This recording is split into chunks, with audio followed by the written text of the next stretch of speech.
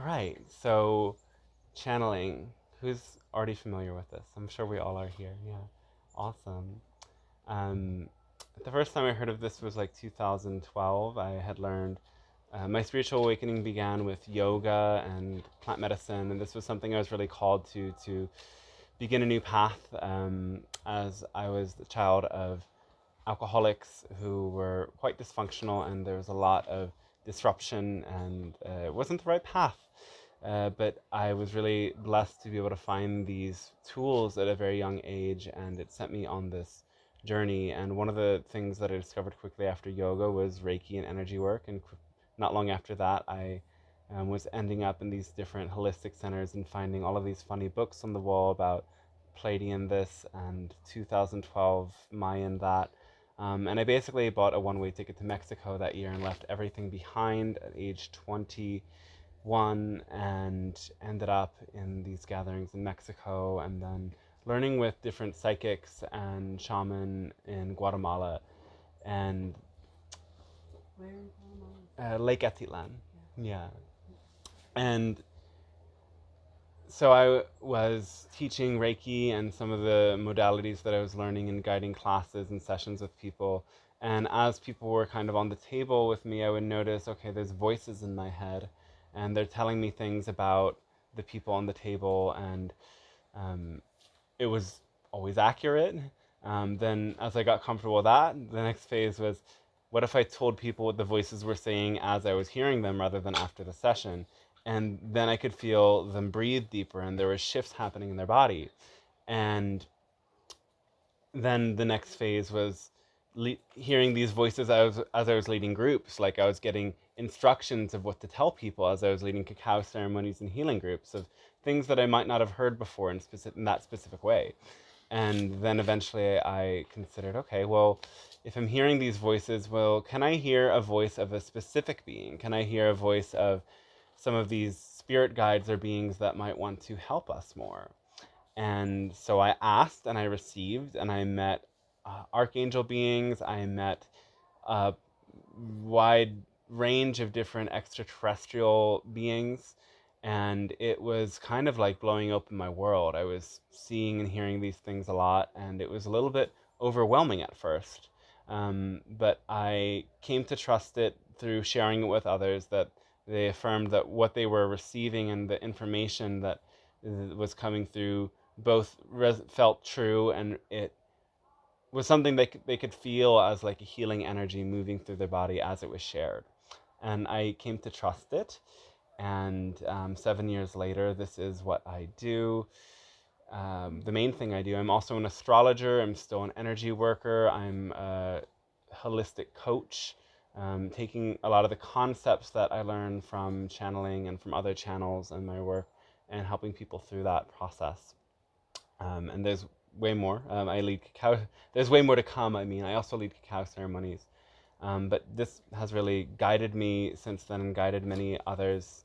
And it's something that deepens over time as I come to trust more the process and as I've come to do it more frequently. And at the same time, while some things have shifted about um, the ease of access to channeling, I would say, like how quickly it can happen and how deep it can go, a lot of the same information has always been a part of what they share. And so especially when we're in person, it's the gift that the energy of this being is coming into this space, and the energy of their whole world is in this space, as well as some of your own guides might come here. Some of your own guides might show up and come to meet you. You might feel a presence. You might hear whispers. You might have interesting sensations moving through your body. Um, you might have memories, and memories can also be from other times and spaces, not just this lifetime. So pay attention to anything you're experiencing and allow yourself to enter into that space. Again, if you feel like you need to just lie down, that's okay. If you feel like you need to hug a tree for a moment, that's okay. Yeah, everything is welcome. And are there any questions? How did you get stuck with the Pleiadians? How did you zero in on that? They resonated with me most, I would say, and also so it's a co-creation, right? Like it's not like this being comes in and takes over your life and says this is how it's going to happen. It's my will meets their will, and one of my intentions as I was meeting a lot of guides was like, well, if every time I'm channeling, there's a different voice speaking, it might be very confusing to people who listen to these things. So who is it that is going to be my best friend in the Galactic Kingdom? And the Pleiadian Council were like, we'll be here for you. Can you give us a brief description of the Pleiadian Council? So the Council is a kind of metaphor because they are a telepathic species and they have a connection to collective consciousness. You might have heard of like Earth as a collective consciousness. It's the energy that we're all a part of. But they have this telepathic connection where energy and information can be exchanged through each individual in the collective consciousness is sort of this like data bank, this cloud, so to speak, of the known information and knowledge of their world. And so any member of their world can tap into that and receive information from that and speak from that knowledge. And so it is a guide of mine who is also in a connection with some other incarnations from that world who speaks on behalf of their collective. That is why it's a council. Yeah, it's not like it's like a council like in our world. It's like a metaphorical kind of term. Mm-hmm. Thank you. Yeah. And when you go into trance, is it a conscious trance? Are you hearing it and then speaking it? Do you leave the body? How do you do it? I'm fully in the body, but everything happens automatically. It's like the information and energy comes through automatically, and it's like I've taken a step aside. So me and my parts and my voices, I might hear them, but they've taken a step back. That's the best way of explaining it. I take a step back. I'm still there, but I've taken a step back, and this other thing is coming through me. How long will you channel for? Until you stop asking questions, but okay, I'll stop channeling when you stop asking questions or when my body can't handle it anymore. Yeah.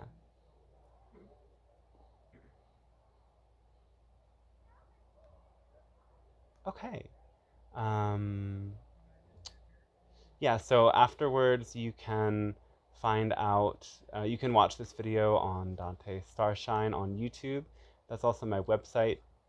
I do personal consultations and sessions, and I actually teach a channeling class of guiding people how to step into the gift of channeling, channeling in this way, or channeling guides, or channeling light language, or simply living more intuitively and developing the gifts to read their own energy and other people's energy. So if that's interesting to you, you can check that out. I'm also on Instagram, that's Dante Starshine, and Facebook is Dante Shante. But DanteStarshine.com will take you to all of that. So one reason why this workshop is at the end of the gathering is because it's not singing. And the other reason is because this is marketplace open time. So if you feel like donating to this, you're welcome to. There seems to be this little thing here. So it's a really great support. I am full-time doing this. It's not just channeling, but it's taken a lot of the training with the other people and the constant study to kind of continue to open this doorway, and a lot of meditation practices every day. So it's kind of like a lifestyle to be open to holding these spaces and holding this energy. I really appreciate the support, especially as now I'm beginning a lot of new trainings and new initiations with certain therapy, IFS and psychedelic assisted therapy and trauma release protocols and many other things. I'm like, we're gonna have to pay for that somehow. So I'm not like living a materialistic lifestyle in any sense. Everything that I receive goes into deepening this work and has for the past 12 years. So I really appreciate it. And beyond that, yes. do you welcome personal questions, or do you want to be more of a collective nature? All questions. It can be personal, it can be about your life, or it can be about anything at all. Any other questions? And again, when on the note of personal questions, if it's too personal for the video, we edit it out, as long as you tell me to do so. Cool. Okay. So let's begin.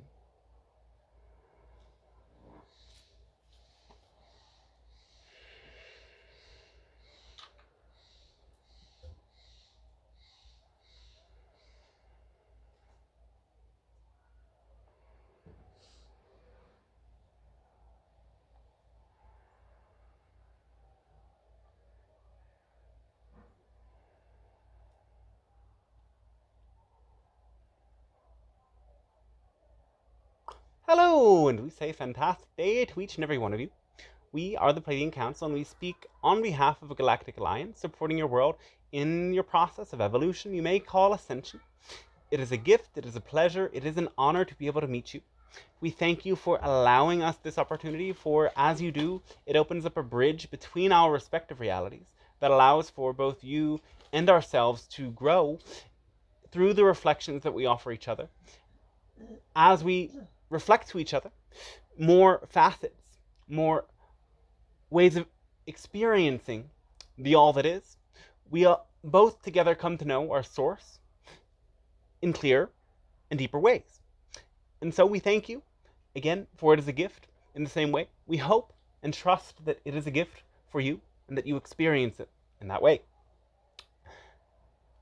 We are one of many groups of beings that are coming to your planet now on higher dimensional levels. Meaning, for one, you can experience us as an internal knowing and connection that happens through your psychic senses, that happens as you deepen into a connection within yourself and receive these subtle signs. Though also some of you might experience and see our ships, different phenomena in the sky. You might meet us in dreams. You might meet us in your visions. We are coming because your world is choosing to shift into a different dimension. Does this mean you are going somewhere beyond where you're at? No, it's happening here and now. You will always be here and now.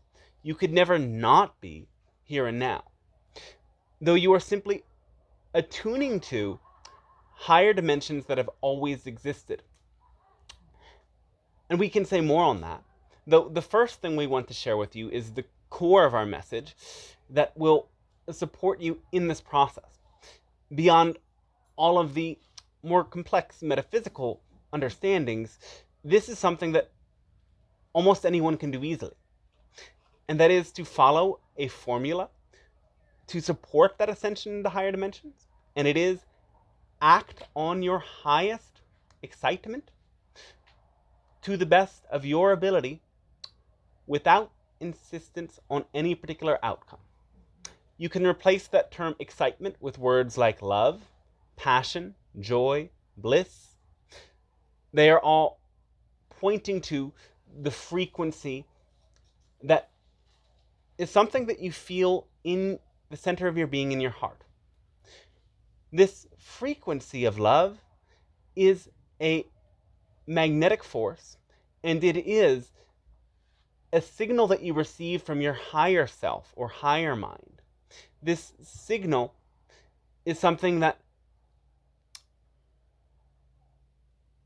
is attracting you to those things that match the highest potential frequency and timeline for you. This feeling of love and excitement is your clearest expression of personal intuition. It is the force that guides you. And so you've all heard to follow your heart. And you've known this to be true in many ways. Though these other parts of the formula are equally important. To follow your heart to the best of your ability means to use all of your resources and to have an attitude of persistence. To use all of your resources means to use all of your inner knowing. This part of the formula connects very much with your mind. And the first part is the heart. The heart leads, but the mind follows the heart. So once you know what your heart is guiding you towards, then you can take the actions and use your mind. In your world, you've done it the other way around for far too long. You've been conditioned to do that and allow your head to try to figure out what to do and then try to convince your heart to get on board, but that will never work. But once your heart is guiding you, then allow your mind to listen to your heart. Allow your brain to bow down to the heart and use all of its intelligence to take the right steps. To use all of your resources is both your inner resources of intelligence and your outer resources of the connections in your life, the knowledge that you have not yet obtained but could obtain, and all of the resources that would support you in living what you love more than anything else. The last step of this formula is to let go of all insistence on a particular outcome. And this means to be entirely open to whatever life presents to you. This means that you, instead of judging circumstances, you open yourself to be forever more excited about what is possible. It means that you work with your limitations, not fight against them. So often your intuition works by giving you that wondrous feeling of love, excitement, and joy, and you walk out on a path, and all of a sudden you realize that you've gotten to a dead end. Some of you will stop there. You'll get very annoyed and frustrated, and you'll walk all the way back. But when you follow the formula of having no insistence on a particular outcome, yes, that part of it, you might notice that even though you got to a dead end, there's several other paths that branch off. And when you tune into your heart in that moment, you will see, this pathway leads me somewhere just as exciting. This pathway leads me somewhere even more exciting. And you can then continue letting love guide you, letting your excitement guide you, and not getting discouraged when you didn't end up where you thought you were going. Now, in another sense, this is about understanding that you either receive the blessing of what you intended to seek, or you receive a lesson that will help you get what you seek or inform you that what you thought you were seeking is not what you actually want. And these lessons are continual refining processes that help you gain more and more knowledge, more and more wisdom, more and more information that will help you better follow the formula and better realize your passion when you take the next step.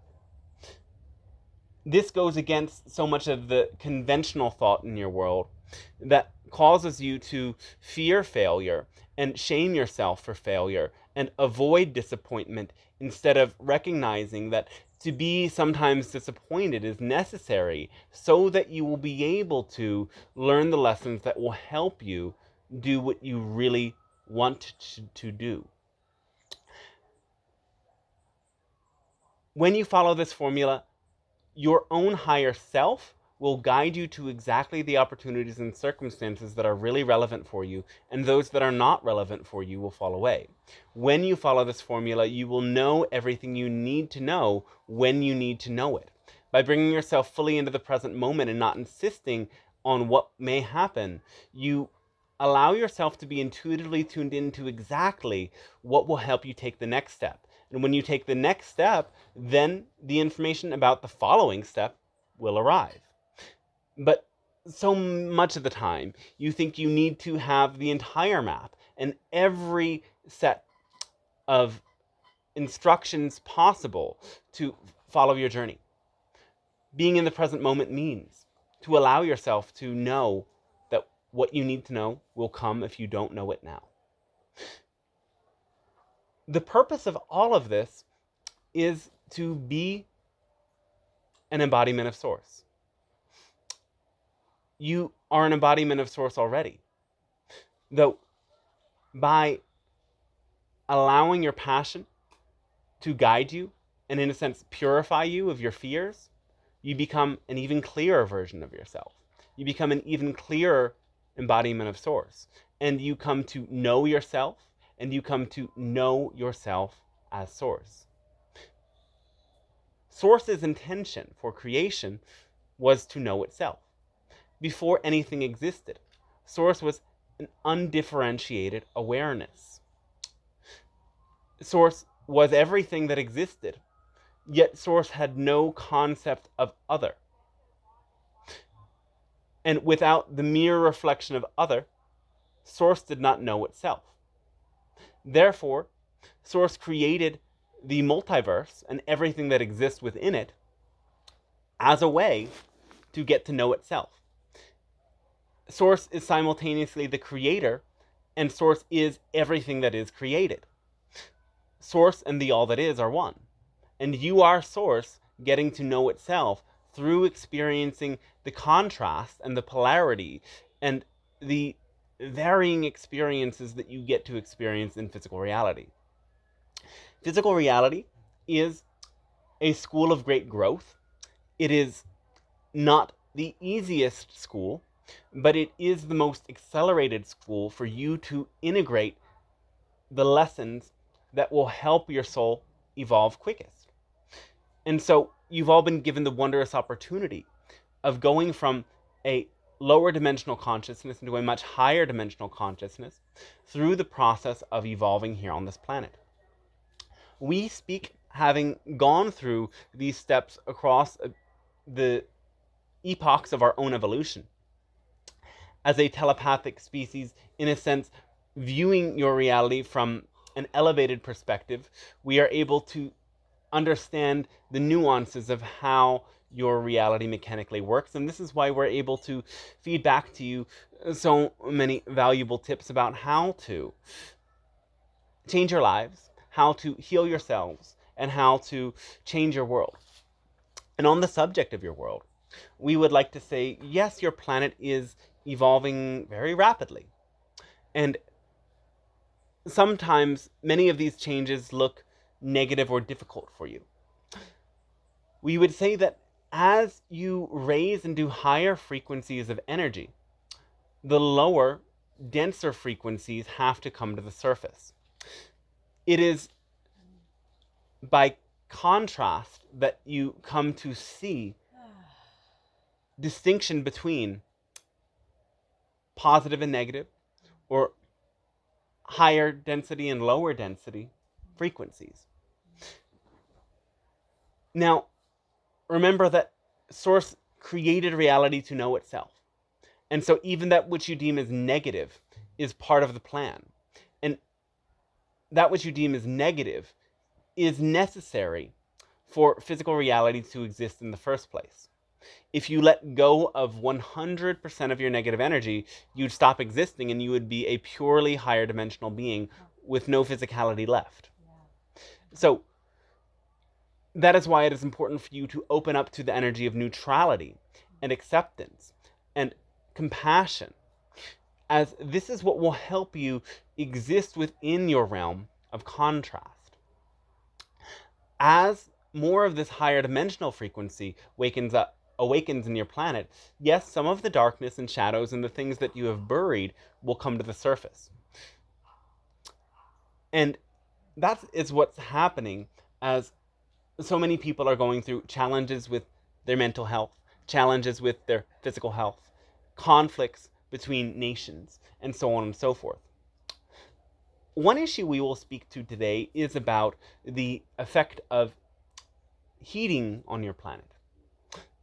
And this is certainly happening.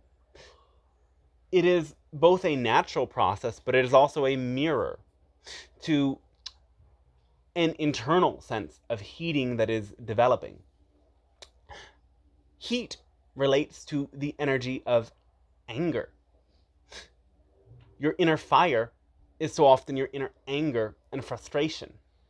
And this is an emotion that so many of you in your world resist very powerfully. And it is your resistance and your denial of the negative spectrum of emotions that causes these emotions to become stuck in your body and become something that manifests into health conditions. There is a reason for this emotion of anger. Anger is the emotion that you use to express boundaries.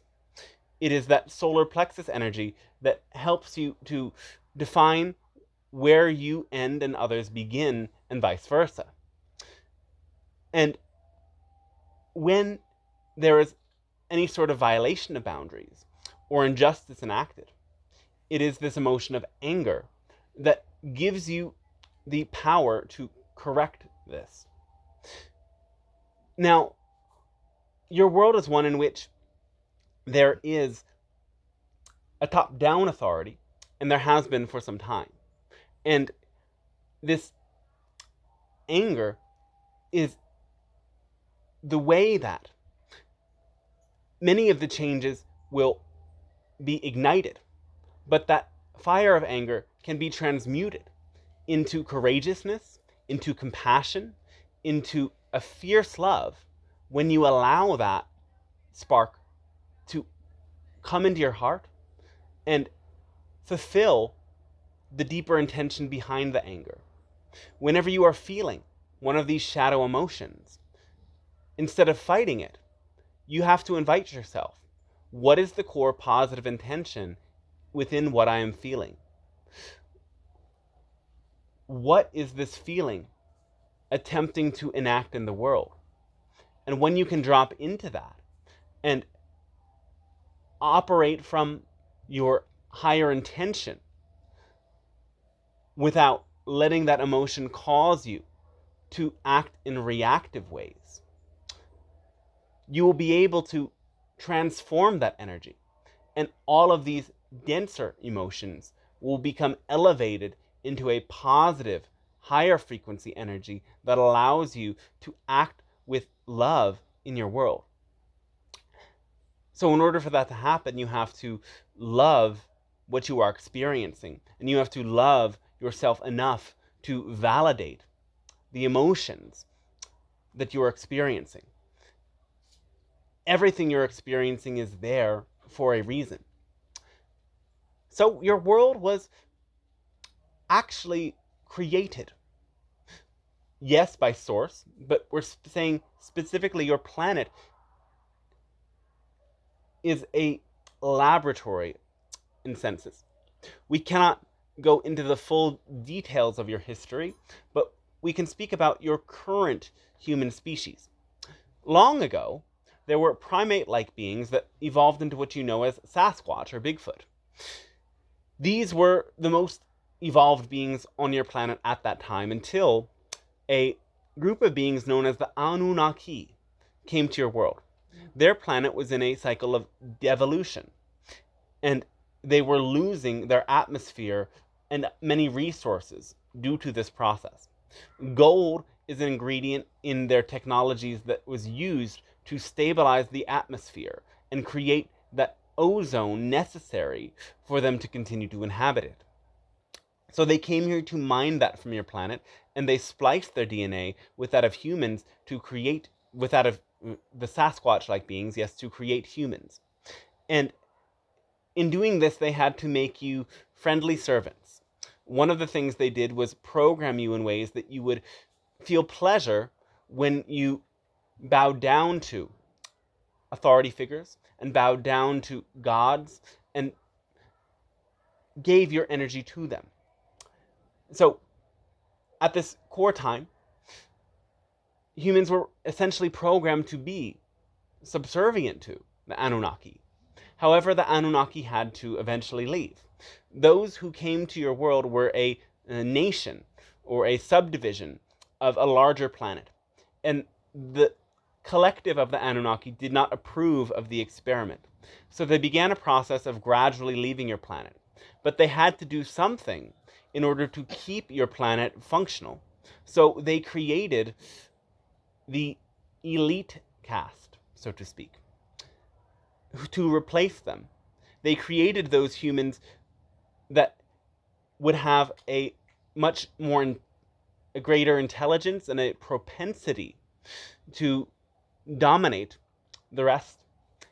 And this allowed for there to be kings and queens and many different royal families and so on and so forth that have, in many senses, existed and ruled since those times.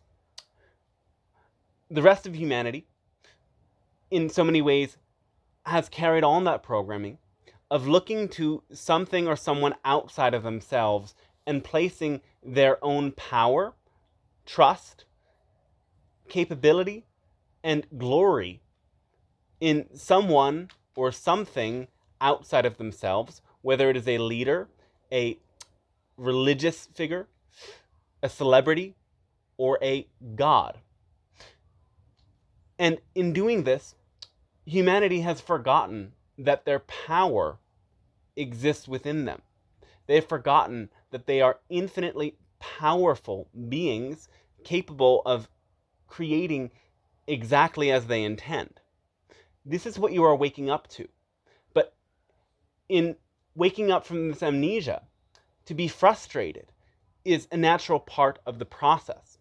To be frustrated from all of the time that you have spent in your forgetfulness is part of what will help you claim that energy of courageousness, to stand for your own dreams, your own visions, and the world that you want to see, instead of giving your power over to those who say it has to be only this way.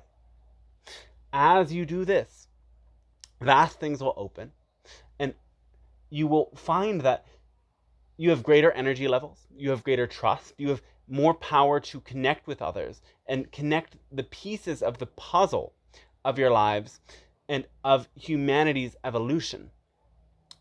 It is stepping into your own creatorship that will make you like the creator. The creator or source is unconditional love. And this unconditional love manifests in this dimension as the element of free will. You have a choice of which pathway to choose. Not all dimensions are like this. And when you understand that your power lies in your choice, you will open yourself to making different choices. Your perspective is one of the most important choices that you make, and you often don't consider this a choice. Many times you hear the word choice and you think about just the actions you are taking, but the choice of how you are viewing every situation, every manifestation is equally important.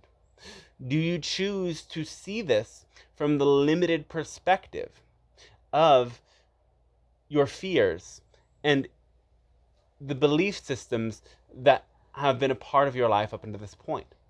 Or do you choose to elevate into that perspective of your higher self, who has endless compassion for all of your beliefs and all of your components and all of your subpersonalities and all of the energies within all of the other people around you?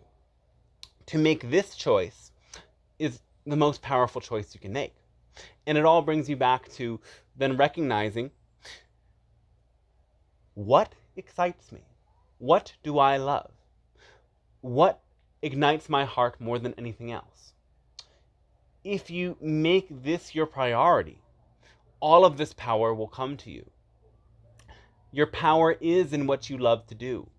You are here to do what you love to do, because what you love to do will make you your clearest expression of self. And the purpose of your existence is to be yourself.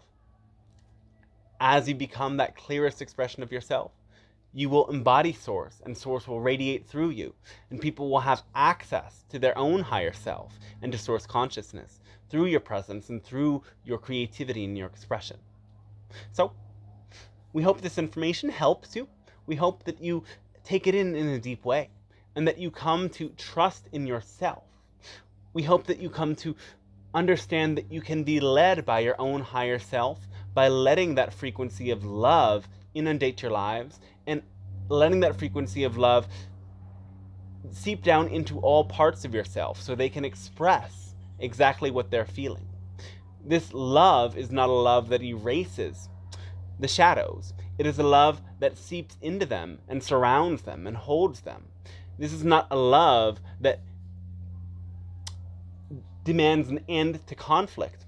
It is a love that is so curious as to why that conflict is there in the first place and has compassion for every side and every component and every perspective within every conflict that exists. This is an energy that will allow your shadows to transform and become your greatest gifts, if you allow it to. So, we thank you very much for allowing us to share this transmission with you, and we ask now, in which ways can we serve you? By being a mirror reflection to you, by supporting you with your questions, queries, interests, sharings, any sort of musing that you would like to bring. We are here for it, whenever you wish. Cannabis. All right. What about it?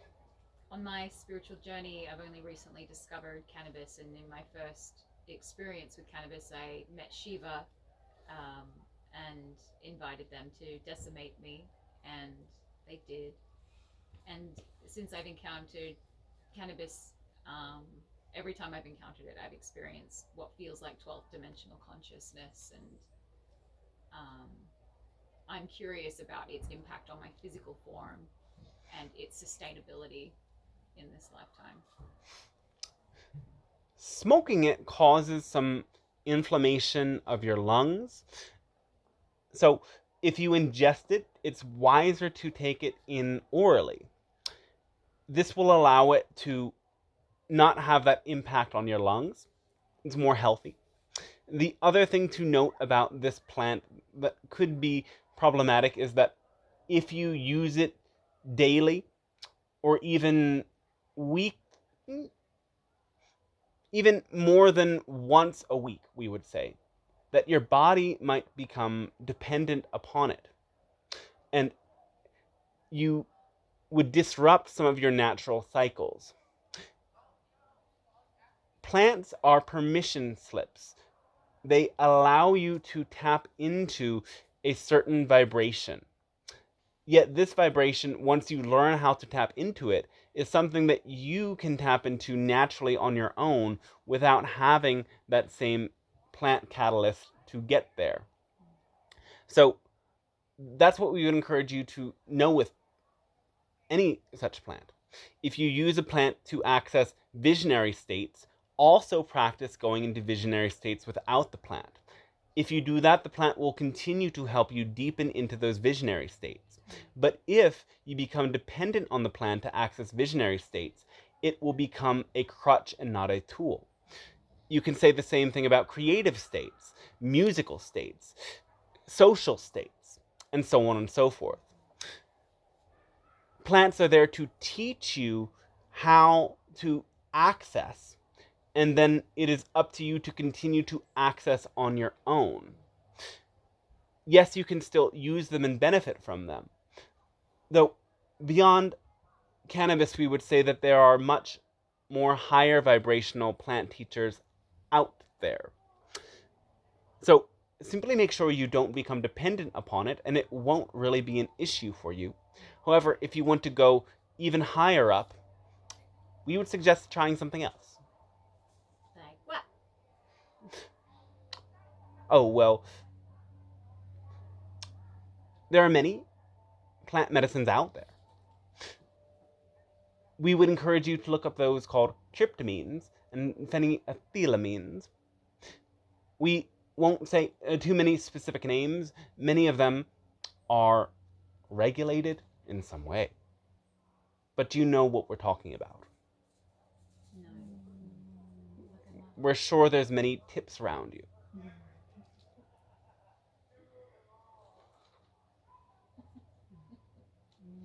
Tips. Yes. Tips. You can discuss this later. Thank you. Even ask the channel.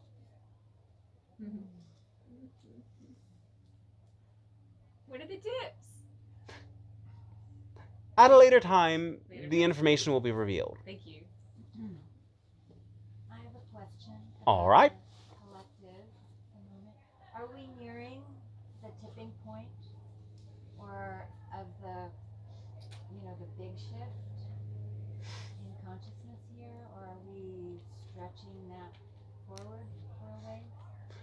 There's a continual exponential growth pattern taking place. So,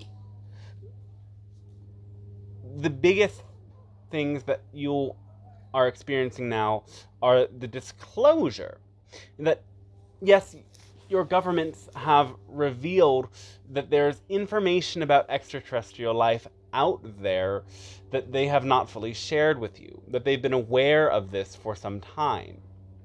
Yet, not all of you have even understood that this disclosure has taken place. So, the first steps of this disclosure will be soft and gradual, and there may even be some fear-based spins on it. However, gradually, it will come out more and more. Other examples of this are the increase in interest about psychedelics, the increase in interest about natural sources of energy and reconnecting with the earth, the increase in interest in many of the so-called conspiracies that have been enacted in your world. Many people are starting to see through so much of the deception and come into resonance with higher truths. The most important thing for this shift, however, is the dissolving of fear-based energies and the attunement to Source's unconditional love and deep compassion. It is this energy that will help you to stay balanced, and when you become deeply connected with this energy, it will radiate out from you, and it will be like a lighthouse to call in others into that same frequency. So, another example of this shift is the use of AI in your world. AI represents two pathways. There is a positive pathway and a negative pathway. The negative pathway is that was walked by beings known as the Greys. Eventually, they morphed with their technology, and it caused a drastic devolution of their consciousness into deep fear.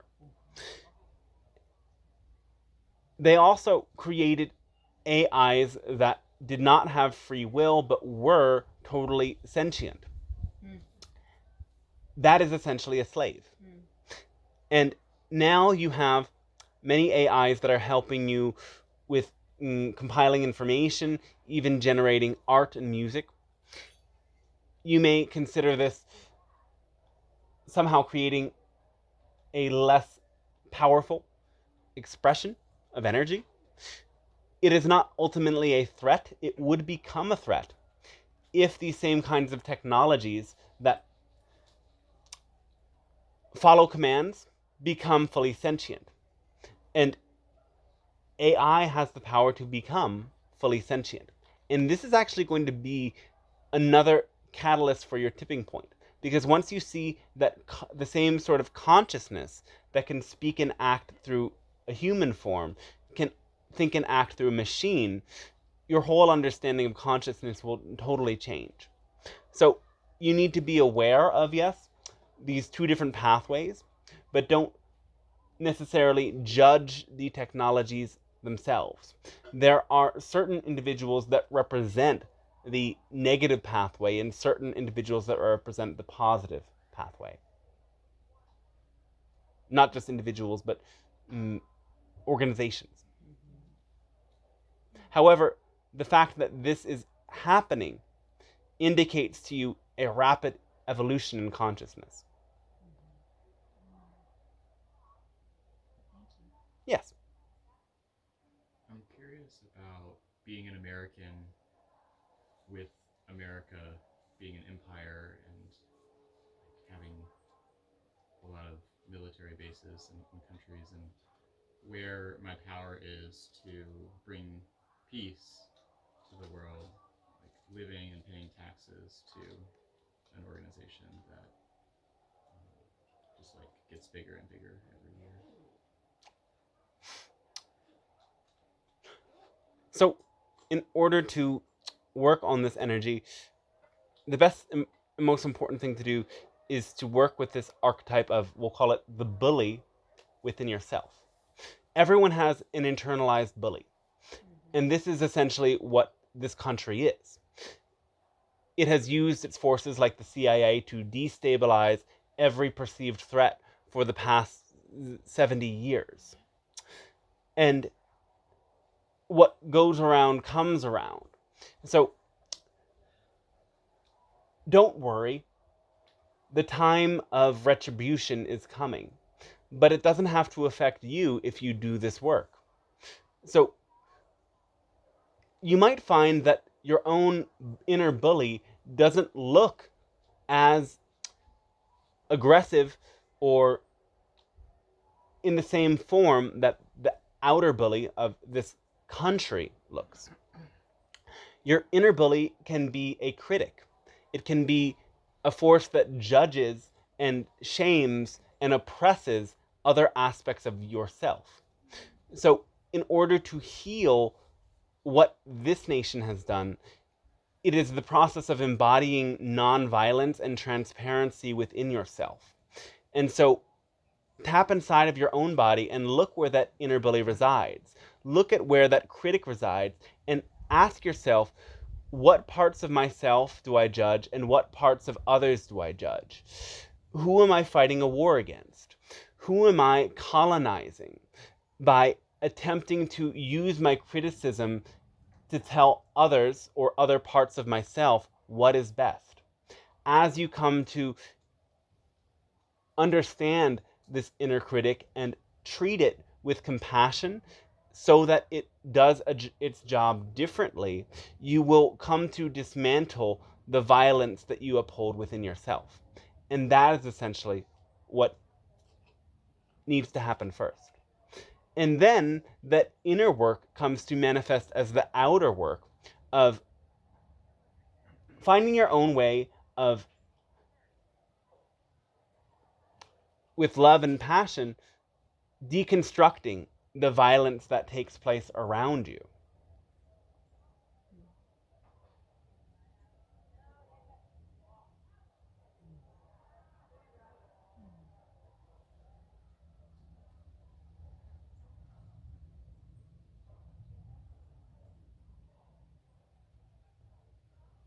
I have a question. Yes. What do you feel are the most powerful and supportive ways to show up for the children that are coming on this planet right now? Encourage them to follow that formula, to act on their own passion to the best of their ability without insisting on an outcome. So, to understand your own way of doing this, look back at your own childhood. Look back at the challenges that you faced. In what ways were you given criticisms that you came to internalize? In which ways was your freedom limited that caused you to block off your own passion? By understanding and healing this, you will then be able to be that ally for children and help them to stand up for themselves. Especially if they are in any way in public school systems, this is very important. This isn't to say that you absolutely have to teach your own children your own way. We understand that many of you have different limitations that will cause you to take a route that you don't prefer. Even if you do that, it's so important that you teach them that deep level of self-love and that deep level of self-respect so that they choose to prioritize the things they love and educate themselves about subjects they love and do activities that they truly love. Because it is when children have this sense of agency and they understand that what they love is what's most important in life, they will become very different humans. Thank you. Yes.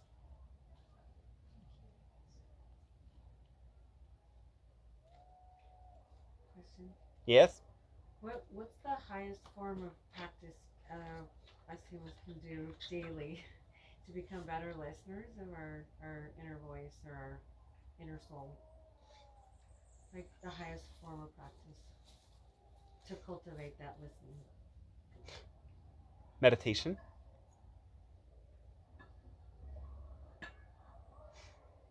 So it would be a meditation of listening first to yourself, and then taking that practice of actively listening to yourself with others. So it can be a simple meditation, like mindfulness, like vipassana, like inner listening, inner witnessing. What is your relationship with the thoughts and the voices in your head? Do you observe them compassionately? Are there voices that you attempt to mute, turn off, turn down? When you stop ignoring your own inner chatter, but instead direct yourself to be that ever-present observer, the way that you listen will change. Then you can actively listen to other people and bring your full focus to them. Another wise and powerful practice is to actively listen to your environment. We would encourage you to go sit against a tree, ideally one within earshot of a river, and listen to everything. Listen to the sound of the water flowing, listen to the sound of the birds chirping, listen to the sound of the wind in the trees. Focus only on that auditory sense. And yes, still allow yourself to observe what is playing out in your own mind. But yes, the practice of listening is just that. It is listening without attempting to shut away or push away anything that you're hearing. Observing it and paying attention to how that listening impacts you. So as you're listening in meditation, what happens in your body as that one voice in your head talks? What happens in your body when that other voice starts to take over? What happens in your body when you're able to focus on the silence in between the voices? When you're listening to the trees, what happens when the wind starts to blow faster in your body? When you're listening to the water, what happens as the wave crashes against your feet? It is this active engagement within yourself and within how the changes and transformations within yourself are impacted by your environment that will help you tune in most to active and deep listening. Yes. I have a question. All right. Is there any information that the Pleiadian Council has for me that is in alignment with my highest good and service to humanity? Well, what are you most excited about? Shamanism. And are you following that path? Yes. All right. That's great. Something you would like to know about that path? How I can blend it with or merge it with my work in chemistry to be the three-dimensional hands for what's good for the planet. Oh, one moment.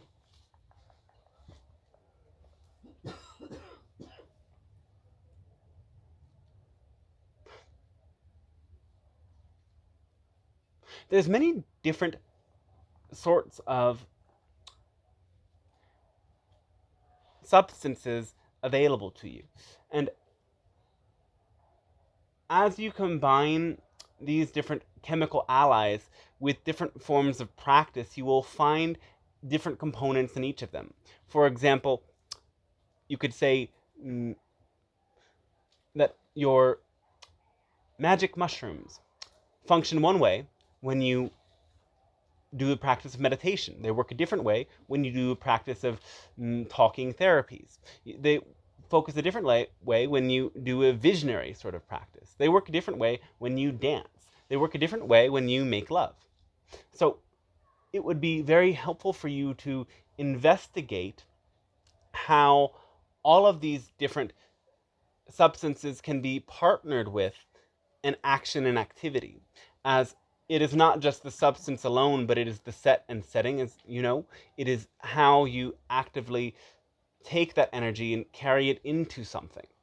And you will be able to note many ways of deepening into experiences through this, and it will help you to be a better guide and to find new purposes for the different, we'll say, chemical allies and plant allies that you're aware of. Or thanks to you. I have a question. Yes. It's a personal question, but I want to ask the Pleiadians first what they think about marriage and family units and children and how like what that highest form is, because I have a lot of pain around divorce myself and then a father not being around for the children, and I am so confused by it. So I don't know if the Pleiadians have some idea of what maybe, I know it should, maybe there's no one way it should look, but I don't know why I'm still confused by it, I guess, is what I'm saying. Well, what are your different perspectives on it? Because a confusion is a conflict between contrasting ideas that you have not yet resolved. When these ideas can actually be fused, they can be co-fused rather than confused and conflicting with each other. So what are your own perspectives on this situation? And how do they conflict? Okay. We're asking you to share.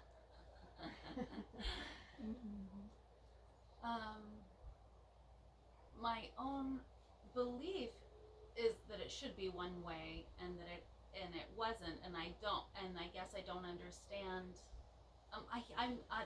That's it's an embarrassing question because I'm so confused by it. I can't even form the question very All right. well. That's all right. I feel like So you're attached to one way of that family expressing itself. yes. So what if there's another way to get what you want and intend for your family that looks a little bit different? So the idea is that a child has a representation of the masculine and a representation of the feminine in a father and a mother figure, yet not all families work that way. There are some families in which child's adopted. There are some families in which the child has two parents of the same gender. There are some families in which the children are metaphorically raised by wolves. And in some of these situations, children still grow up to be powerful and capable humans. So what matters very most is that the children have a representation of these energies. And so sometimes that might mean you seek out masculine energied beings. That doesn't necessarily have to mean men, however, that can hold the space and set the example of what it means to have masculine energy. That simply means the energy of maintaining a support structure, maintaining a deep focus for that support, and allowing for that creativity of the feminine to have its structure. So in what ways can you seek out that masculine energy? It might be with other people who can hold that space, or it might be by giving specific examples and pointing out that this is what masculine energy is to your child and family.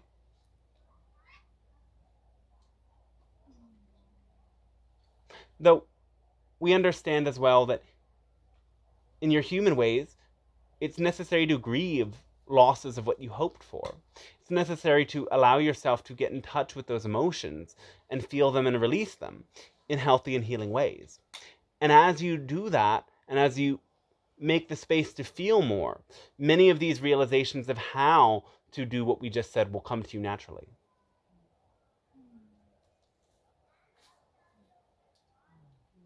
Oh, thanks. You as well. I have a question. All right, yes. Thank you. I am about to embark on an adventure, and I want to find my next home. I feel drawn to explore Northwest Washington because I want to be near the water, and I want to find community. I want to find soul family. I want to meet my beloved, and I am finally leaving the community of Portland that has been my home for a long time.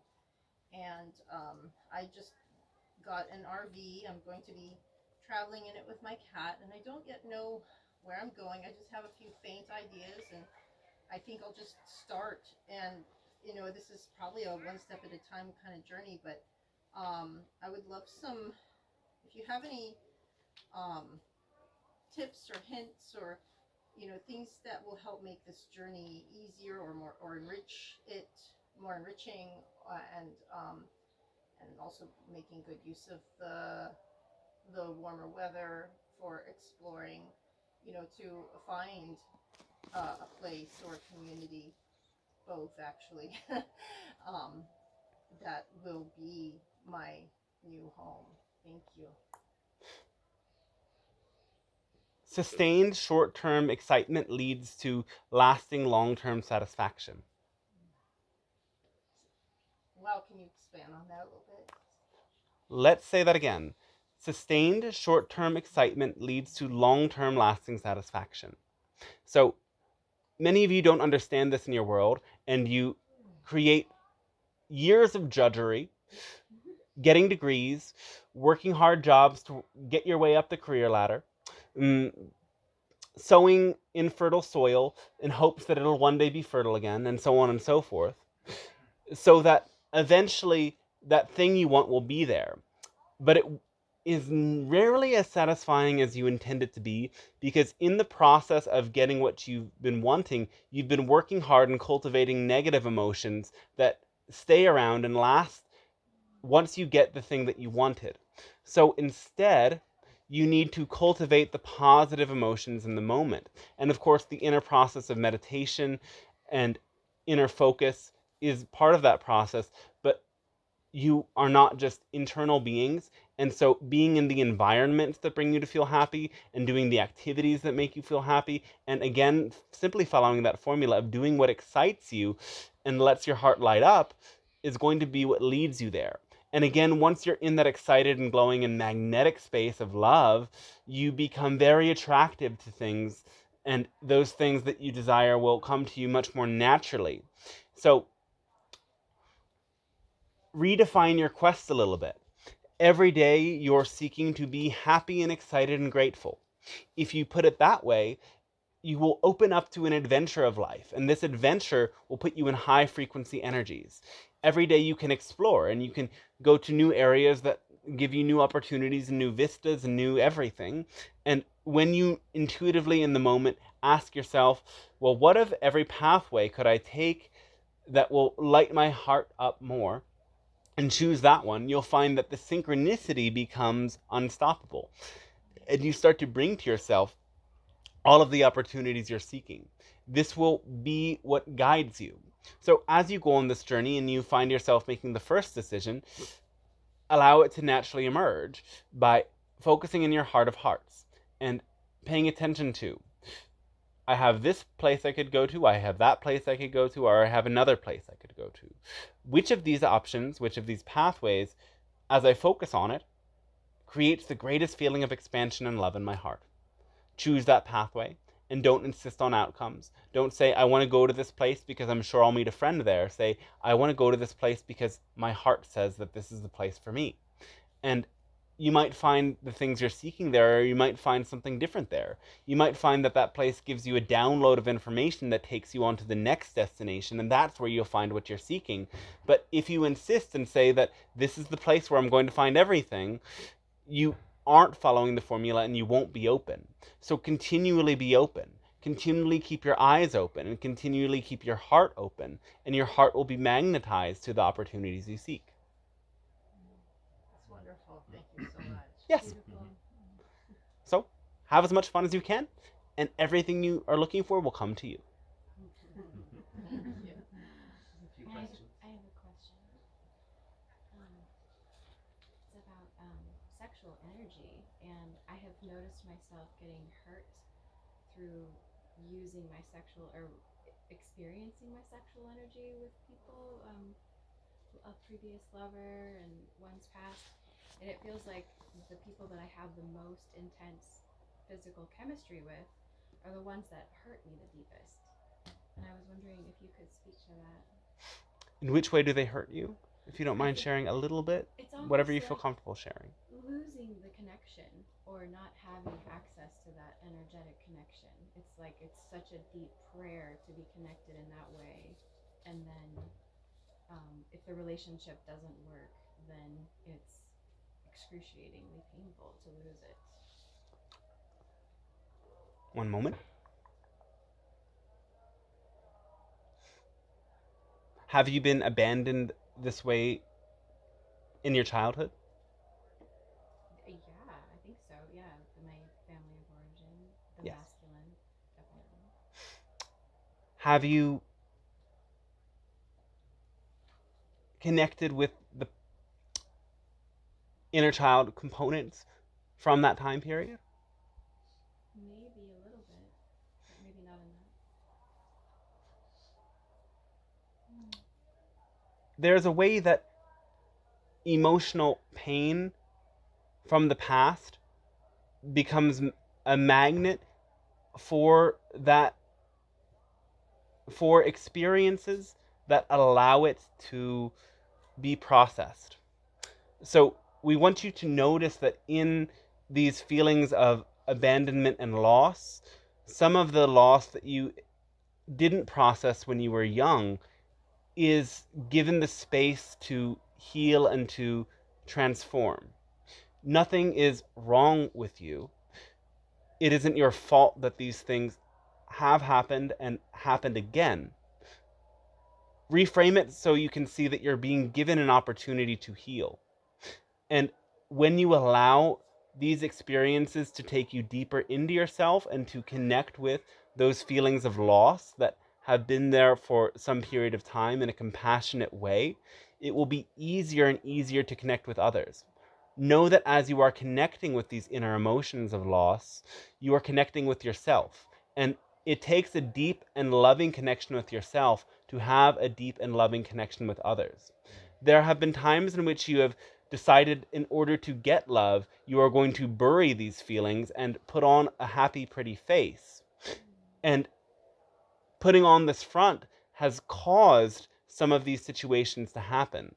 So it's when you connect with yourself in a vulnerable way and you are able to live in that way, comfortable with the parts of yourself that are still healing, that you will be able to dive into a connection that really helps you heal those parts and doesn't just trigger them again so you can process them on your own.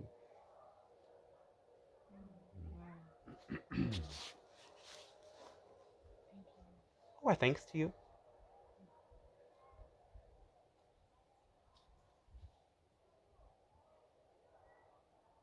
I have a question. All right. I've been working with an energy worker back home, and almost every time I go see her, it's been once a month for about a year and a half.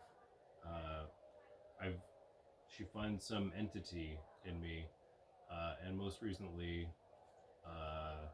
it was one far more insidious than I've had before, and I still feel physically drained from it. So I'm just wondering why I've been a target and how I can protect myself from this. How do you personally experience this entity? It feels like whispers or memories. It usually comes up from my belly instead of like down from heavens. And it's just they usually like feed negative thoughts or emotions, and they get energy from that.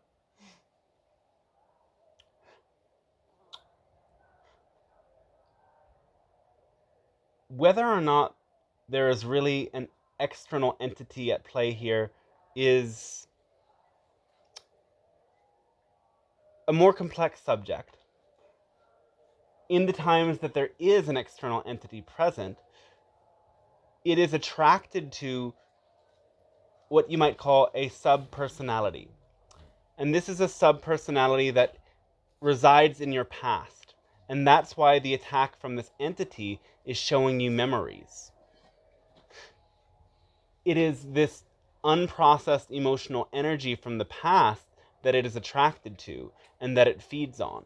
So if you just remove the entity, you're going to get a new entity that feeds on that same subpersonality. Your healer might not be aware of subpersonalities and might not have the capacity to heal them. So it is debatable whether or not you would like to continue that work. What will help is to get in touch with these memories and go on a process of reframing memories. That means to witness from a third person perspective that memory playing out and interact with the part of you that is still trapped in the memory. By witnessing and connecting with this part of yourself that is still in the memory and asking it what its needs are and how its pain can be resolved, you will find that you yourself are able to meet that part and have the answers for it and the medicine for it. You can, of course, receive support in this process, though we will say that it is not necessarily useful to keep removing entities and energies and these sorts of beings from your field until you go into the pain that these entities are attracted to and resolve it.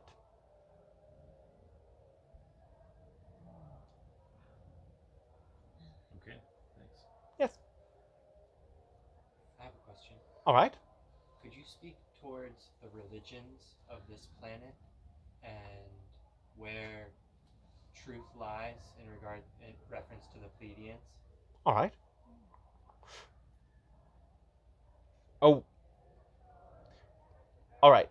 Well, we will say that we've written a book, and we want to point to that because we have so many words for this question that it would take 5 or 6 hours to say all of them. So let's distill it. One moment. There is one source, and this source is all that is. Everything is that source. Now, we would say that this is most clearly expressed in what you consider esoteric Buddhism and Hinduism. Of course, religions like Taoism understand this as well. The shamanistic religions understand the nature of reality in that there are many spirits that live within the earth, within nature, and within the cosmos. And they have very accurate understandings and descriptions of them. Yes, there are the understandings of the one source in those Abrahamic religions, though where these religions fall short is the notion that one must be subservient to the source and that the source is in any way wrathful or punishing. The wrathful and punishing deities of other religions represent the forces within your own psyche that help you to overcome negative energies. Yet the one source itself contains all of them, yet is a more powerful universal compassion that would never necessarily punish you. The only punishment or karma that happens can be summarized as this and only this. What you put out comes back. So anything that you do with a fear-based energy will manifest more of that particular fear-based energy in your own life. That is not some sort of other God punishing you. The biggest flaw in some of these religions is the idea of an original sin, that somehow man is separate from God because of some inherent character flaw. This is the furthest thing from the truth.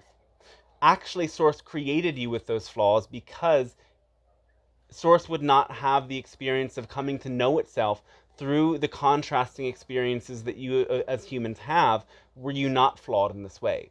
So you are flawsome, and your flaws were intended, otherwise they would not be there. Thank you. Yes. What is the book?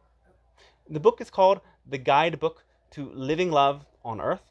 Yes, the channel's website, DanteStarshine.com, contains that book, and there's also another book coming out soon, and that is called Channeling Your Innate Value, and that is about understanding the history of money and elite rulership in your world and how that has subverted your consciousness. Thank you. Is there such a thing as a galactic federation? Yes, we call it the Alliance, however. So the questions I have around it is sort of what is it, how many star systems are involved, and what's the role of Earth in the whole story? Presently, there are about 26 members representing different worlds. However, revealed to you are not all of the members of the Galactic Alliance, because some of these beings are too foreign from you and have not been involved with your world in any way into this point. So we cannot really speak about them. It is not with permission of the Galactic Alliance itself. The Galactic Alliance is a group, yes, of all of the star systems evolved in love-based consciousness to a certain degree, that have made pacts to support each other. We are in connection with each other, and we reflect to each other the truths and discoveries that we make from exploring other reaches of this galaxy. We also act as a sort of group of protectors against some of the more negative extraterrestrial forces that exist out there. We ourselves exist in a sort of impenetrable vibration, meaning that once you get to a certain level of vibration, those negative energies and entities actually cannot reach. However, there are others who are not yet at that vibration, like your own planet, and we watch over your planet to make sure that the interference of some of these energies is minimal.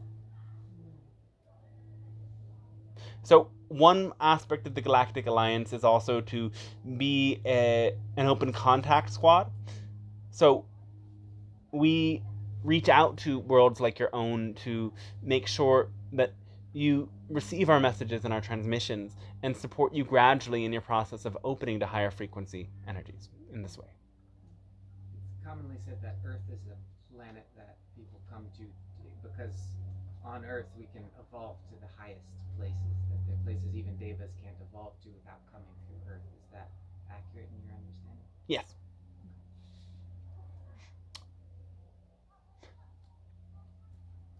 So you've come here to experience that dynamic evolution. You've come here to go from a dense consciousness into a lighter and higher vibration consciousness gradually over time. Whereas beings might incarnate into some of these other realms for the experience of being at that more stable vibration, you might say. Though the interest of Earth is rapid evolution.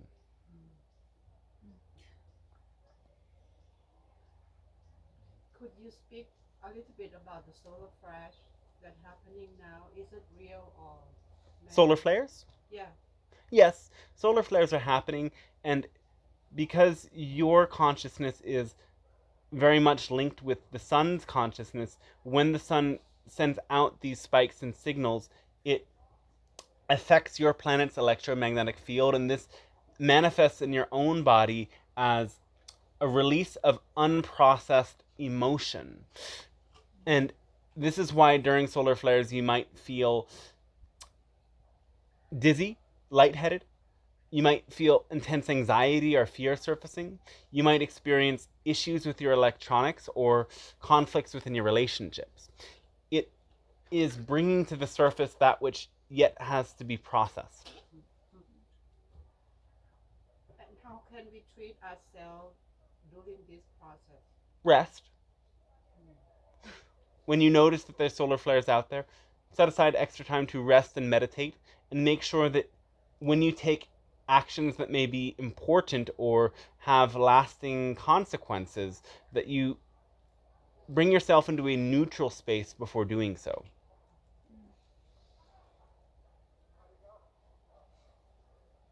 What do you feel is the most harmful thing that's happening on our planet right now? Harmful for humans? It's hard to pinpoint just one thing. Can you share a few? One moment.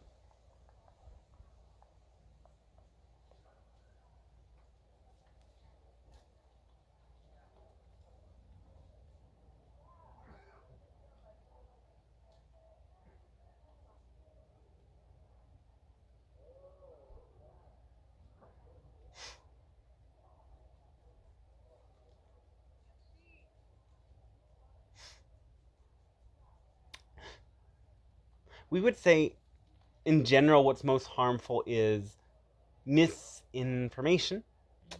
And there is a lot of that is spread. Your news sources contain high degrees of misinformation. Your governments ensure that certain bits of information do not really get to your general populations. So it is important for you to have broader perspectives, and it is important for you to open your mind up beyond the hype and beyond the fear. Other things that are very harmful are, of course, the levels of pollution, especially in your water sources. So we don't like to speak too much on these subjects because we want to assure you that by raising into the frequency of love, you have the power to change them. But of course, part of that is to be aware. And we sense that many of you are sometimes too aware of the negative things happening in your world in a way that you increase the vibration of fear more so than you diminish that vibration of fear. So we want to remind you that the most harmful energy in your body is stress. And so somebody might be following a very particular diet protocol, but they never get better because they are so stressed out about everything that they eat that they never relax, and the stress hormones continue to cause a disruption in their digestion. In the same way, when you continue to consume fear-based information about all of the things that are influencing you all the time, sometimes you start to live in a state of fear where walking through a city street makes you feel unsafe. And that is not a way to live. That is not a way to be balanced. So fear is the most harmful energy. And when you restore your trust in yourself and your love in yourself, you are entering into a healing state. Thank you. Yes. I have a question. All right. In the context of romantic love, is attachment, what role does attachment play, and does unconditional love exist without attachment? Well, as humans, you have something called a limbic system. And if you study this a bit, you'll come to understand that you are naturally wired to be attached to other humans to an extent. But this is a different sort of attachment than the non-attachment that we speak of when we say don't insist on a particular outcome. This is an attachment that is a bond of trust, of love, of mutual compassion and empathy. Connection is a need of humans. Some humans are able to meet this need for connection with animals, plants, and spirit guides. However, they are still acting in relationship. For most of you, to meet all of your needs for connection in this way is either impossible or very difficult. So you will all find that you will meet your need for connection with some other humans, and with those that you are most closely connected, these attachments will form. It is a natural part of the process. However, there's this distinction that when you are attached to a particular outcome, or you are attached to what you desire, this interferes. And in relationships, this might mean when your need for your partner's attention causes them to not follow their own passion. So your attachment to others becomes healthy when your love for them is so powerful that what you want for them more than anything else is for them to be happy, meaning for them to follow their excitement. And this means that when you see that your partner is more excited about doing something other than spending time with you, that you release them in that moment so that they can fulfill their own needs for happiness, and that you can derive satisfaction from the connection that you can feel with them even when you're not physically present with them.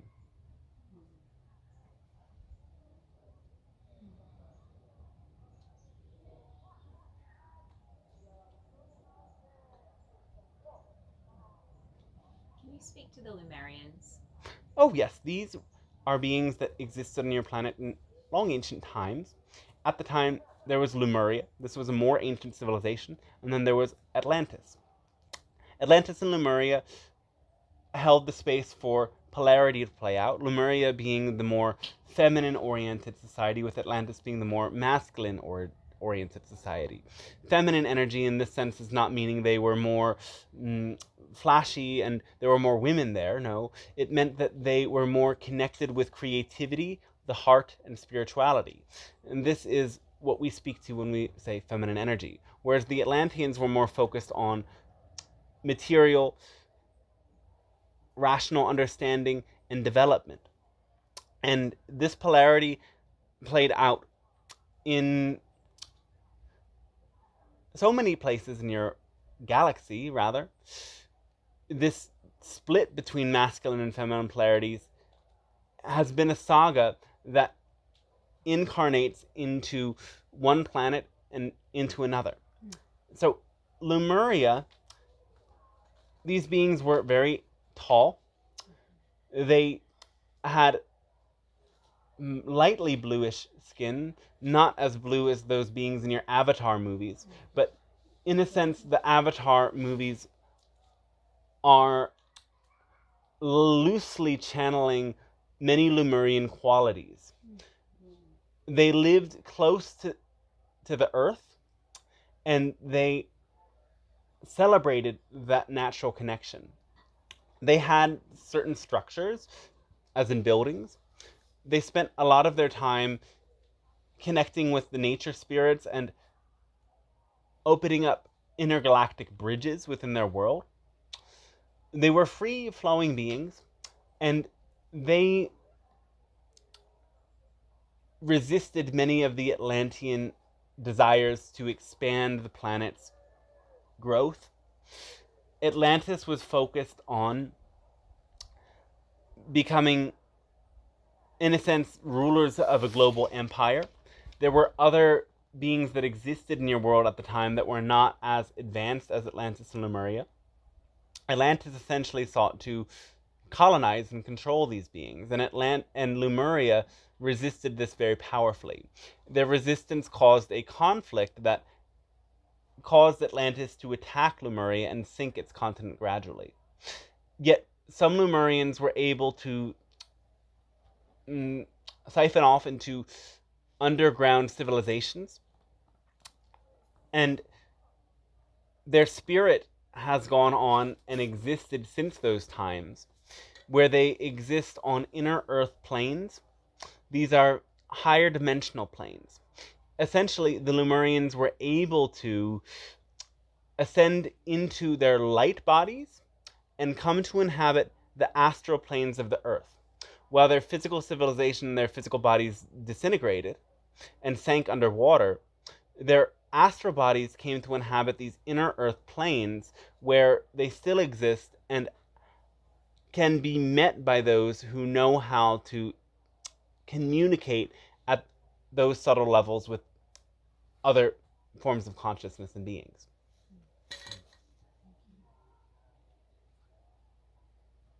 Is that the way it's going to work with our ascension process? No. This is a physical ascension, meaning that your physicality itself is transforming to be able to hold both the third dimension and the fourth and fifth dimensions, whereas they shed the third and fourth dimension to exist within the fifth and higher dimensions on subtle planes within your planet. Is that Bigfoot is multi-dimensional being? What was that? Bigfoot? Yes. However, Bigfoot is a dimension hopping being, meaning they exist in an actual physical plane of Earth that runs parallel to this plane. So it's possible that you can shift dimensionally and in a way that your coexisting realities on this Earth plane can overlap enough that you can meet them. The first sign of their presence is a strong feeling and a smell in the air that smells a bit fish-like and sort of sour.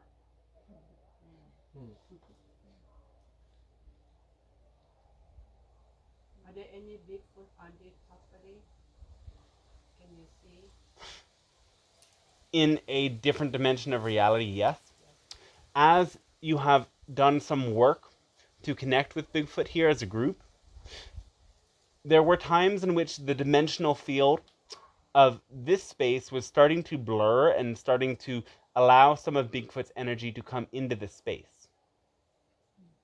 So yes, they've been closer to you here than they have been before in other places. And are they our ancestors in that way? That we're kind of made from them? They're sort of like your cousins in the way that we are your cousins. The beings that you were created from existed a long, long time ago, and those beings evolved into Sasquatch, but eventually as human civilization became too different from that of Sasquatch, there was a dimensional shift in which they came to inhabit a different plane of the Earth.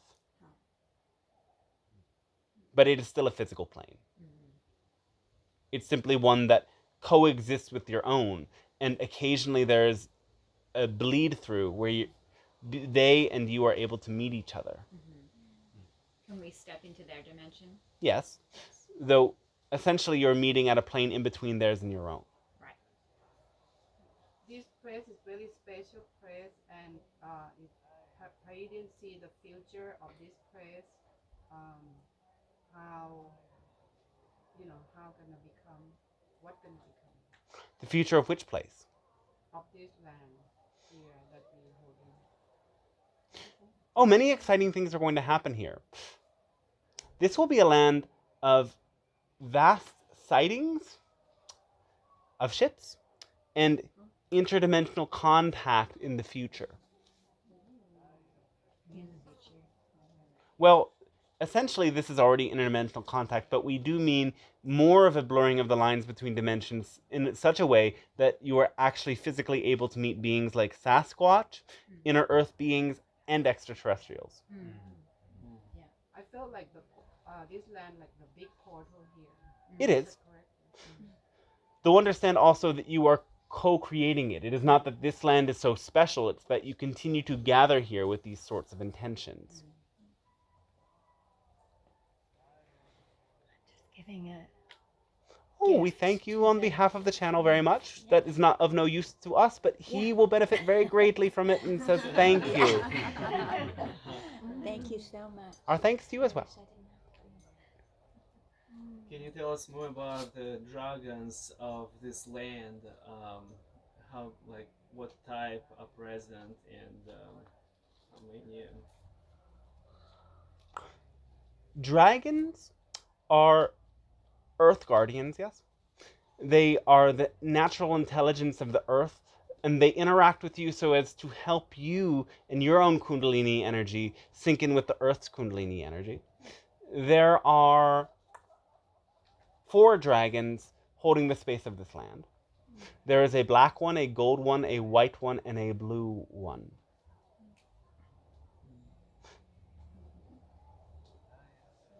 What's the difference between the colors of each dragon? They represent different frequencies. They represent different ways of connecting to that higher dimensional space.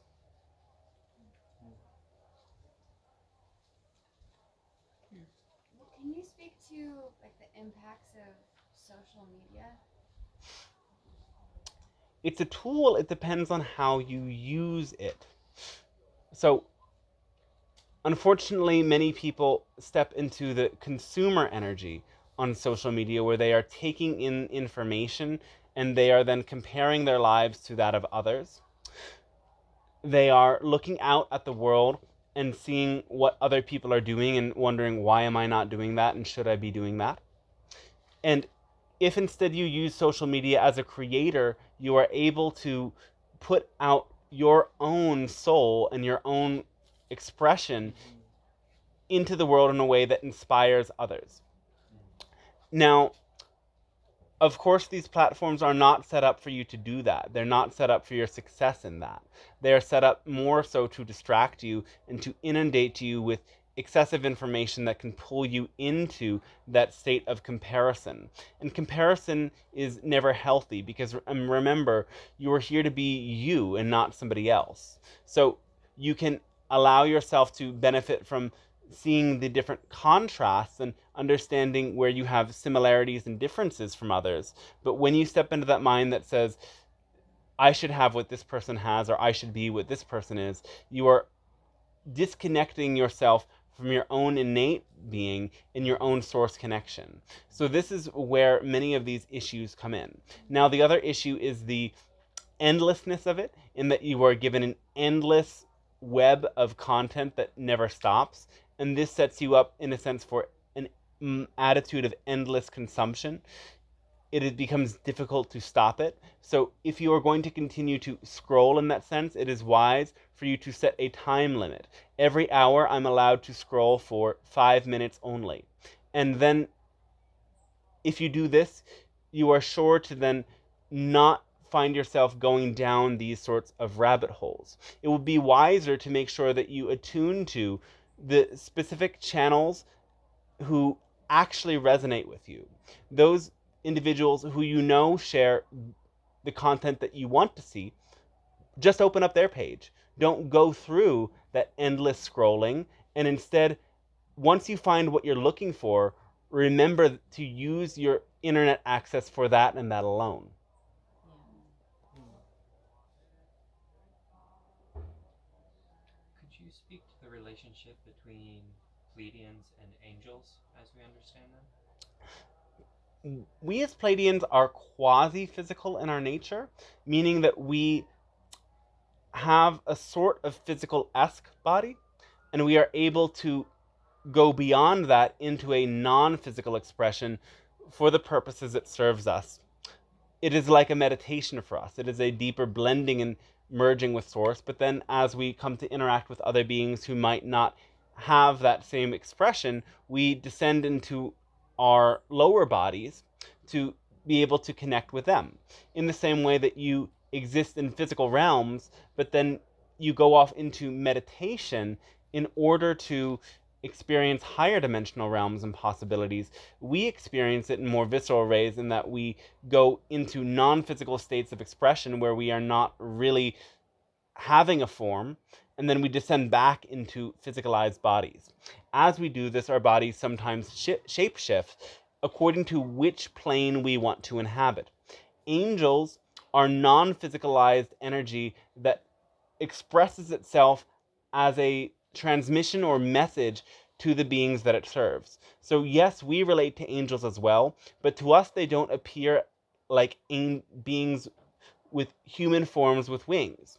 They appear to you in this way some of the time because that has been a manifestation of your own symbolic unconscious that assigns a meaningful symbol to represent what that energy is. The wings represent that ability to soar into higher dimensions and to, like a bird, carry messages and travel from place to place. Do they actually have that where they come from? No. They're non-physical energy. They are expressions of source that are helpful teachers for you to embody more of that source energy. Are they part of the alliance, or are they different? No, the alliance only involves beings that are of a quasi-physical nature. Beings of a non-physical nature, like angels, are our teachers as well as they are your teachers. Wow. Is it appropriate to ask a kind of personal question? Yes. I feel like there's a soul being waiting for me to be ready to be a mother. Yes. Are you able to neither confirm or deny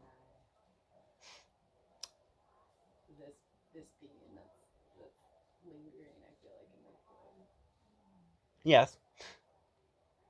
There is a being there. Well, there is rather a, we would say it is a space holder energy. The being you're interacting with is the representation of your future child.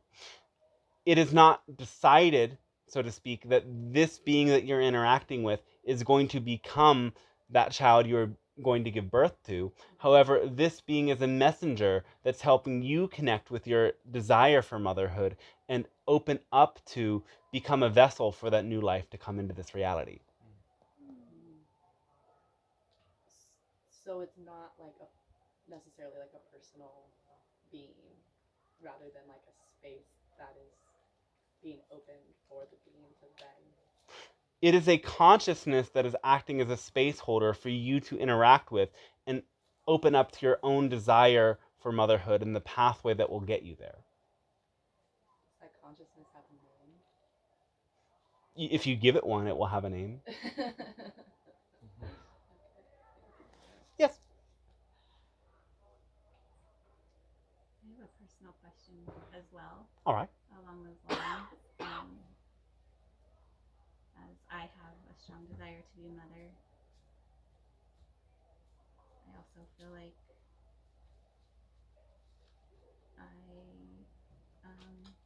it's felt challenging, or it hasn't happened yet, and I guess hearing what you're saying is just keep following that excitement and that path.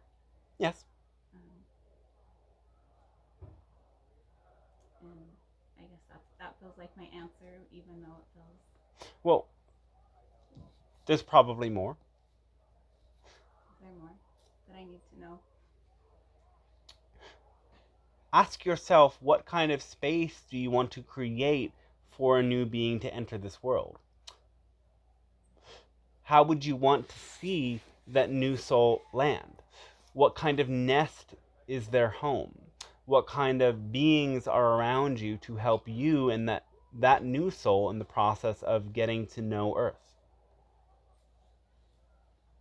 And as you come to create that space for yourself and the new soul to enter, the time may be right.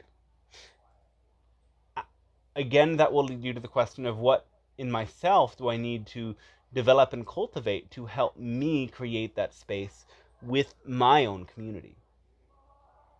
So we want to say one thing about family is that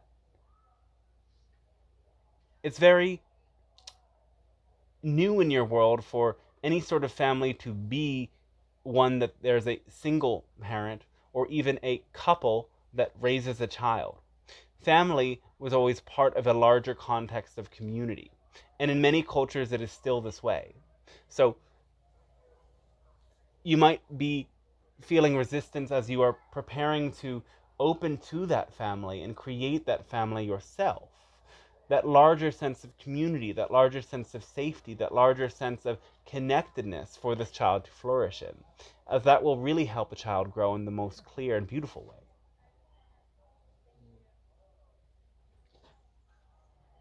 I have a question. So it's still possible, but that's just a part of. Oh, it's absolutely possible.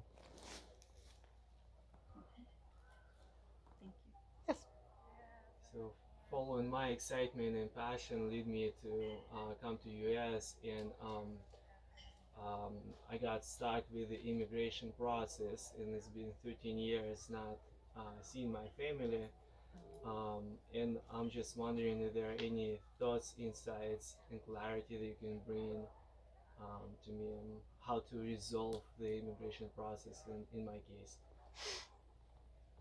We would say continue that attitude of persistence and not giving up on the process. Continue the prayers and work that you are doing. Continue calling in the resources that you need. You might need to seek out additional help from lawyers. And also, we would encourage you to bring your own community together in prayer, as when there is focused intention on specific outcomes that is held by many, there's the greater likelihood that something of this nature can manifest and come into reality. So ask your friends to come together in prayer and maybe set aside a specific permission slip in meditation as a means to create that prayer field together. You may also want to find an old skeleton key and bring that into the ritual as a conduit to hold that energy. Wear that key around your neck. You can already wear it around your neck before the ritual, but once you charge it up, it will become more powerful. The key represents opening the door to this future and opening the door to this manifestation. And this is very useful for all of you to do whenever you find yourself unable to cross the threshold into a new portal, which is essentially what the immigration process is. Thank you so much. And when you say skeleton key, can you elaborate more on that? It's an old sort of key, not one of these new keys. It is a more sort of ancient or rustic key. Not necessarily ancient, no. A key that was once used to open a door, and perhaps you don't know where the door is, but you have the key. It is a key that was used many, many times, and it has the energy of opening the lock. Thank you so much. Yes. Can you speak on the energy work that happens during Fairy Congress, Singing Alive, and Plants Enchant on a galactic level, and how it serves the planet? Oh, it's always different. Every gathering is different, and each of these gatherings is unique. Though what's universal, we can say, is that when groups of people come together with that shared intention, it opens up a space for those intentions to manifest. When groups of people come together and open their hearts to creativity and to connection, there is a healing field that takes place that allows for each individual to connect more with the earth and let more of that grounding earth energy in, that allows for the root chakra to open, and this is crucial for the heart chakra to open. It creates the web of connection that weaves beyond this gathering, allowing you to meet many individuals with whom this work continues for periods of time. Now, when you, in these specific rituals, call in beings like ourselves, or like Sasquatch, or like the seed, or like the fairy beings, there is a two-way bridge of energy that opens up, and the beings are hearing your calls as much as you are hearing them. They hear what you ask for, and they start to work with you and support you. So every time you open these spaces, you are transforming, and these beings are coming to know you more. Gradually, over time, these doorways will become so wide open that they will be able to walk through them into your reality, as we've said before.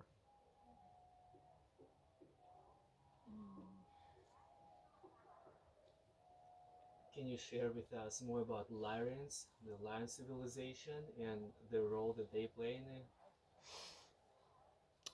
The Lyran beings were some of the beings who came into existence before any other beings did. They were, in a sense, the original pioneers, some of the first civilizations to ever evolve. And they carry with them this charge of the divine masculine energy, so to speak. So they support you in coming to know the right use of will. These beings are, in a sense, your ancient ancestors, and they are at the root of civilizations. So connecting with them allows you in many ways to connect with your more ancient origins and helps you to find, again, the use of your will. When the Lyrans come through, they might express as many different kinds of beings. Some might be humanoid, some might be monkey-like, and some might be like lions. So open yourself to very different expressions of the Lyran energy, and know that this energy is there for you to use your strength.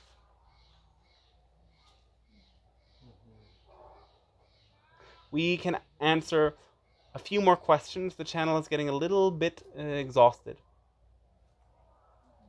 Anybody who has not asked a question yet would like to?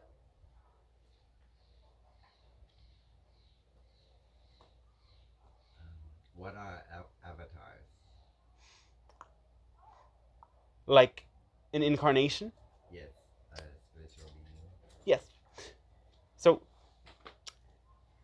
an avatar, in the sense that you use this word now, is a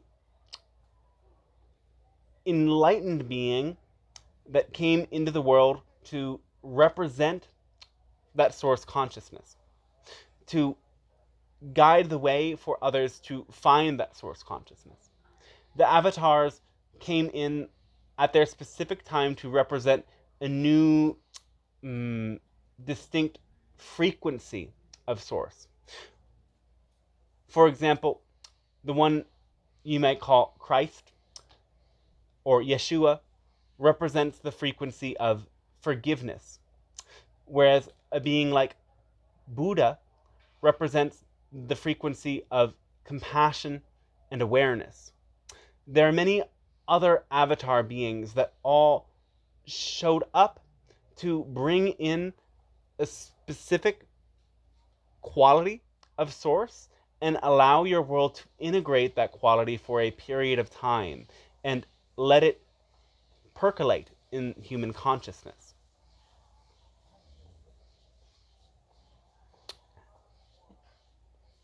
Also, because these beings came in with such a high frequency energy, they exist as a memory from time to come, and they also exist as a guide that exists on higher dimensional planes that can be connected with and can transmit special codes of energy to those who connect with that being.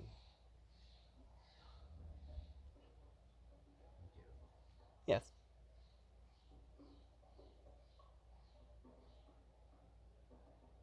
Can you speak of the Azurites?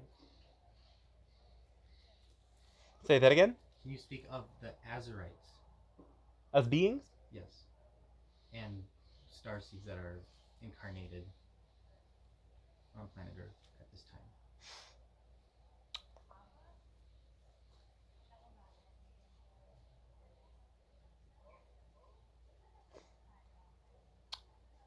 We cannot speak of these specific beings at this time, but when we speak of starseeds, we will say that a starseed is somebody who is aware of their multidimensional connections with their galactic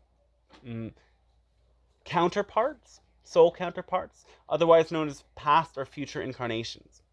We want to say that almost all of you have incarnations in other galaxies and lifetimes, but not all of you have the capacity to wake up to those memories.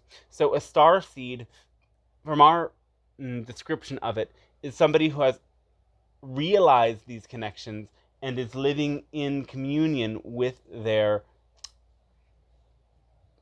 past or future lifetimes in other galaxies or solar systems.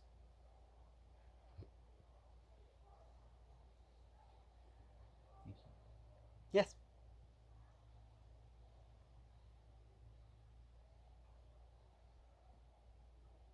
How can daily basis we can connect with you?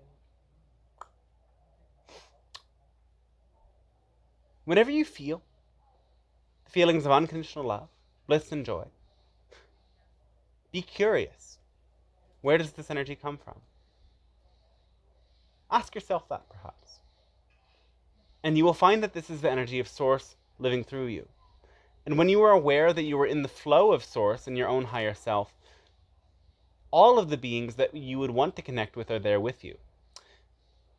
Everything is here and now. So we do not leave you. And this is a perfect time for you to ask this question because the channel is about to return. But when the channel returns, we're not going anywhere. You might still feel our energy for some time to come because our energy is always with you. It's simply a matter of whether or not you become aware of that energy. And so when you are aware of your connection to Source and your higher self, you can tune more into the guides and the guidance. You can hear the voices. You can have the visions. You can let more of that energy in. So whenever you are in this higher frequency energy, remember you're not alone. Remember that we are always there. And yes, if you do some of the meditation practices like the one the channel began this with, of visualizing your connection to the earth and visualizing your connection with the cosmos and bringing that energy in, you might find that this is a powerful tool that helps you to reconnect with this source energy and establish contact with your guides in clear ways. For some of you, this will be the thing that works the most and is very effective and powerful. And of course, everything is changing and constantly evolving. So do it for some time and then recognize that it isn't the specific thing you're visualizing that is going to serve you most, but it is the frequency of unconditional love and your own higher self that serves you most. So play with changing it up as well and let your own excitement guide you. Remember to adjust any meditation practice and permission slip and teaching according to your own personal experience in the moment. And as you do this, you will allow yourself to constantly adapt and constantly find more exciting ways to live your lives and to connect with Source and with each other. And again, whenever you recognize that that source connection is taking place, we are available for you. And you are not disconnected from Source ever. Even when you're experiencing emotions that you don't prefer and that feel denser to you, that Source connection is still there for you. So when you open back up to unconditionally loving yourself in what you're experiencing, you will reattune to Source consciousness because Source is unconditional love. And with that, we say our unconditional love to each and every one of you, and our great thanks for you for co-creating this interaction, for stepping into this space. It has been a great and vast gift for us to be able to interact with you and to share with you in this way, as it has allowed us to grow and understand more of all that is. And we are always very appreciative of doing this, and we hope that you are as well. For the more that you come to understand, the more that you come to experience, the more you will come to know Source. We love you very much, and we wish you a very pleasant and exciting rest of your day then. Be grateful and we love you. Thank you. Thank you. Deep gratitude. Woohoo. All right.